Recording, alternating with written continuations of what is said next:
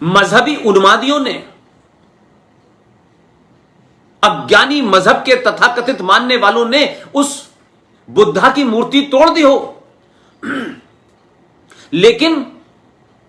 जो जीवन शैली है उसे बदल नहीं पाए। पाकिस्तान बन गया, एक जमीन का टुकड़ा ले लिया, लेकिन तक्षशिला वही है, मोहनजोदाड़ो वही है,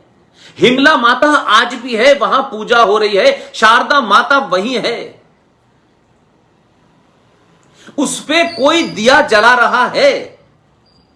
वहां कुछ लोग पूजा कर पा रहे हैं तमाम अत्याचारों के बावजूद भी। इसलिए उसका दूसरा बड़ा रूप क्या है कि हमारी संस्कृति और हमारी आस्था, हम क्या थे क्या हैं, इस सब के बावजूद भी कि पाकिस्तान एक इस्लामिक देश बना, बांग्लादेश इस्लामिक हो गया, वहां हिंदू, सिख, पारसी जो 29% थे बांग्लादेश में, घट के 7% रह गए, 7% रह गए। वहां भी जिहादी और इस्लामिक आतंकवादियों ने कई घटनाएं की, और हर रोज कोई ना कोई घटनाएं आती हैं जिसका के जिक्र नहीं होता। पाकिस्तान में भी हिंदू हो, सिख हो, पारसी हो, ईसाई हो, बौद्ध हो, जैन हो, जो वहां उस इलाके में पहले से रहते थे, वो भी 23% थे, वो घट के भले ही 1.5% रह गए हो, लेकिन आपकी सभ्यता और संस्कार और सरोकारों को, हर वो मिट्टी जिसको आपने इस्लामिक नाम दे दिया हो, वो भी हमारे सरोकारों को, हमारी आस्थाओं को, और इस मिट्टी से उपजी हजारों साल पुरानी सभ्यता और परंपरा के कारण भी, जो सबसे बड़ी बात हुई जिसकी तरफ हम शायद देखते नहीं हैं या हम लोग कभी बात नहीं करते, क्योंकि मैं केसरिया हिंदू वाहिनी के जागरूक युवाओं से बात कर रहा हूं, इसलिए मैं ये बात आपके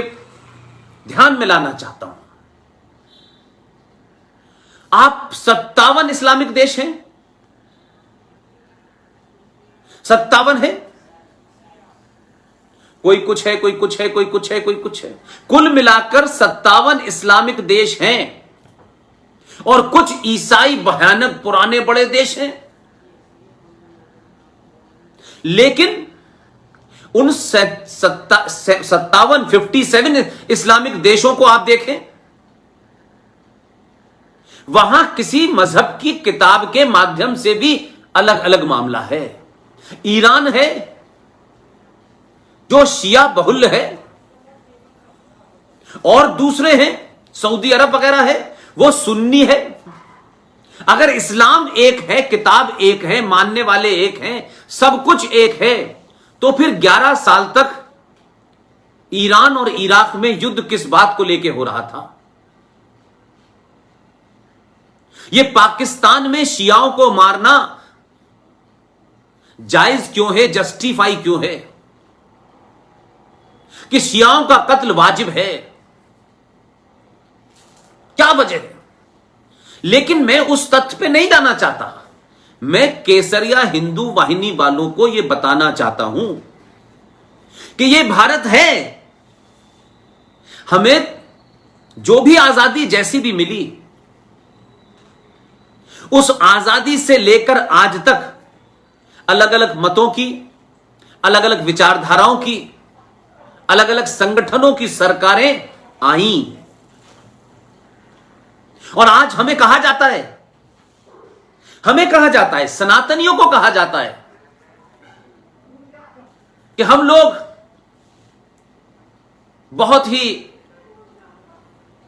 पुरुष प्रधान देश है, ये पुरुषों की सत्ता है,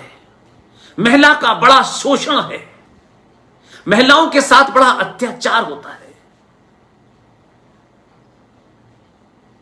हम पाकिस्तान, बांग्लादेश